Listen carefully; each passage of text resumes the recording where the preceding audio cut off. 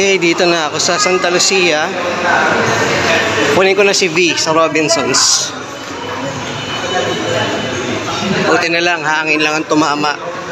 Hindi bumaha kahapon.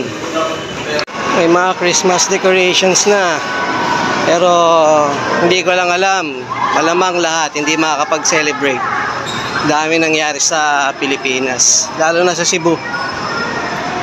Anyway, my heart goes out to you guys. Ay, life, buhay. Ika nga ni Brother Josh, pagdating niya ng airport, pag landing ng Pilipinas, sine-expect niya puro Christmas decors na.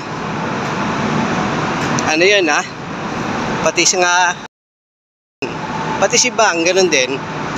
Pero hindi mo feel ang Christmas ngayon. Ang mga nangyari. So ito na. Magkano kaya parking ko? Oh no. Tinde. Puro lang yung parking, 80 lang. Salamat Robinsons Metro East. Ngayon, sobrang init ngayon. So, kawawa naman talaga yung mga mga tinamaan ni uwan. Grabe.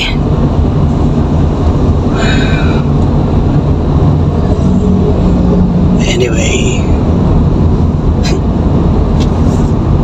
Masaya lang kasi hindi tinamaan ng direkta. Okay, lapit na ako. Bye guys.